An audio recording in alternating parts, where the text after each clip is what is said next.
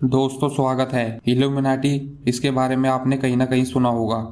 Powerful देश के powerful लोग इसे फॉलो करते हैं। इल्यूमिनाटी को कुछ लोग फेक कहते हैं तो कुछ लोग इसे रियल कहते हैं, लेकिन दुनिया की इकलौती कंपनी जो सभी चीज़ों को कंट्रोल करती है, यहाँ तक कि गवर्नमेंट को भी कंट्रोल करती है। हम कहीं ना कहीं इस कंपनी के प्रोडक्ट को यूज करते हैं। यह भी इल्यूमिनाटी को काफ़ी मानती है। इसका एक मूवमेंट कुछ भी कर रखने की ताकत रखता है।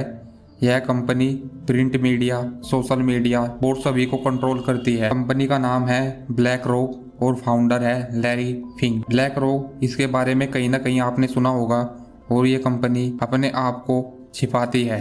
कंपनी सुर्खियों में 2023 में आई थी, जब उन्होंने यूक्रेन में हो रहे युद्ध के बाद यूक्रेन को बचाने के लिए यूक्रेन में बैंक खोलने की बात की थी। जब 2008 में बहुत बड़ा रिसेशन आया था तो बड़ी बड़ी कंपनियां डूब रही थी, बिजनेस बैंक तक डूब रहे थे।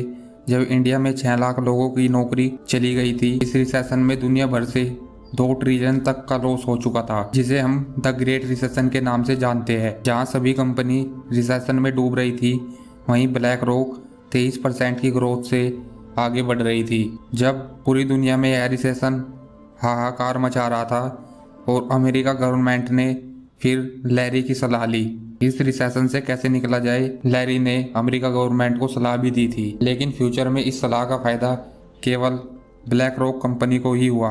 आप जिस भी कंपनी की कार, बाइक या फ़ोन यूज करते हैं, या अमेज़ोन या फ्लिपकार्ट से कोई भी सामान मंगाते हैं, उन सभी कंपनी के ब्लैक रॉक एसेट्स कंट्रोल करती है या उनमें इन्वेस्ट रखती है। यह कंपनी 10 ट्रिलियन की अमाउंट को देख रेख करती है और ग्रोथ करती है। ब्लैक रॉक यानी इंडिया की इकोनॉमी का 3 गुना और अमेरिका की इकोनॉमी का आधा मैनेज करती है।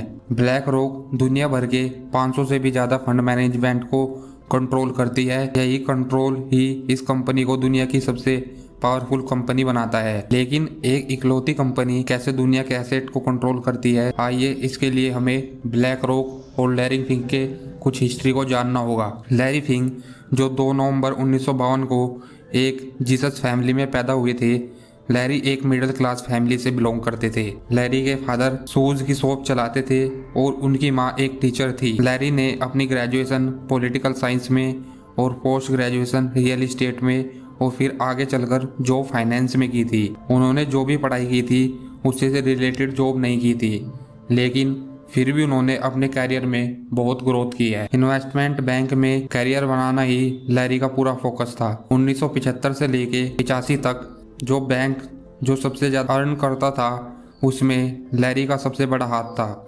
उन्होंने उस समय में इन्वेस्टमेंट की दुनिया में अपना एक अच्छा नाम बना लिया था। 1980 में लोगों ने कंप्यूटर की डिमांड बढ़ने लगी थी। लोग कैलकुलेटर से तेजी से कंप्यूटर में शिफ्ट हो रहे थे। तभी लैरी कंप्यूटर में अपनी एक कैलकुलेशन को गलत कर देते हैं तो उन्हें 15 महीनों में ही 100 मिलियन से ज़्यादा का लॉस हो जाता है। लैरी को इस कैलकुलेशन का दोषी माना जाता है और लैरी बोस्टन कंपनी जिसमें वह वर्क कर रहे थे उससे बाहर निकाल दिया जाता है। लैरी की इस मिस्टेक से उनकी इमेज काफ़ी डाउन होती है, जिससे उनके साथ कोई भी काम करने को तैयार नहीं होता है। लैरी अपने पास्ट एक्सपीरियंस से सीखी हुई चीज़ों को सोचकर यह डिसीजन लेते हैं कि वह एक इन्वेस्टमेंट फर्म को स्टार्ट करेंगे और उन्होंने अपने कुछ दोस्तों के साथ मिलकर एक इन्वेस्टमेंट कंपनी को स्टार्ट किया। लैरी जब कंपनी स्टार्ट कर रहे थे, फंडिंग की सबसे ज़्यादा ज़रूरत पड़ी तो उनके लिए वह ब्लैक स्टोन कंपनी के फाउंडर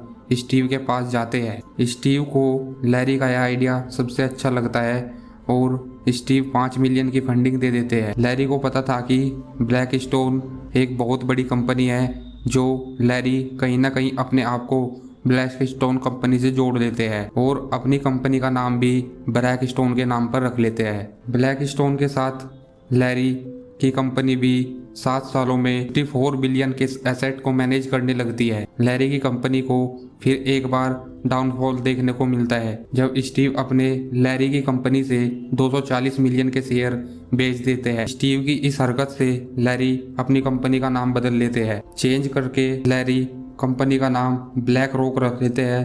फिर 1999 में लैरी कंपनी का आईपीओ लॉन्च किया और जिससे उन्हें 900 मिलियन की वैल्यूएशन मिली। स्टीव के हटने से लैरी ने अपनी कंपनी में मेजर चेंजेस किए थे, जिसमें लैरी की कंपनी को इतना बूस्ट मिला था कि वे एम्प्लॉय को सैलरी के साथ साथ कंपनी के शेयर भी देते थे।